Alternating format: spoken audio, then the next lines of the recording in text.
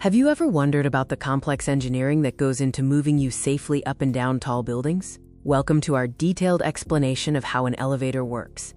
Elevators are essential for modern high-rise architecture, but their operation involves fascinating mechanics and physics. The primary purpose of an elevator is to transport people and goods vertically. The most common types are traction, which uses ropes, and hydraulic, which uses fluid pressure. Every elevator system has three main components: the cab, which is the car you ride in, the hoistway, which is the shaft it moves in, and the machine room, containing the motor and controls.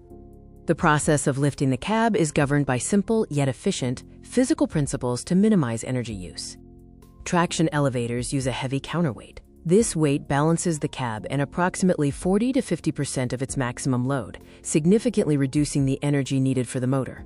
The system acts like a simple pulley. As the motor turns a sheave, it pulls the cab in one direction and the counterweight in the opposite, making the lifting process highly efficient.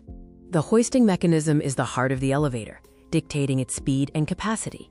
Elevators use powerful electric motors. Geared machines are slower, used for low-rise buildings, while faster gearless machines are ideal for skyscrapers due to their direct drive system and higher speeds.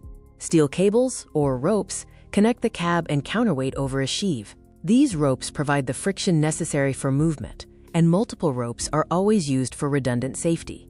Safety is paramount in elevator design, involving sophisticated systems to prevent accidents and ensure reliable operation. The governor is a speed-sensing device. If the elevator exceeds its safety speed, the governor activates a system of safety brakes, clamping the cab to the guide rails to prevent a freefall. Electromagnetic door locks ensure the elevator will not move if the door is open. Furthermore, sensors on the doors stop them from closing on passengers or objects. The control panel manages stops and starts. Advanced systems like destination dispatch optimize the lift path by grouping passengers traveling to similar floors. Elevator technology continues to evolve, focusing on efficiency, speed, and environmental impact. Many new elevators now use regenerative drives. When the cab is lighter than the counterweight, the motor generates electricity and feeds it back into the building's power grid, saving energy. While traction is dominant, roped hydraulic elevators offer a good alternative for lower rises, using a combination of pistons and ropes for vertical movement, often without a dedicated machine room.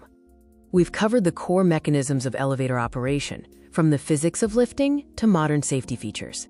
The key principles are friction-based traction, the counterweight system for efficiency, and multiple layers of safety systems to protect passengers.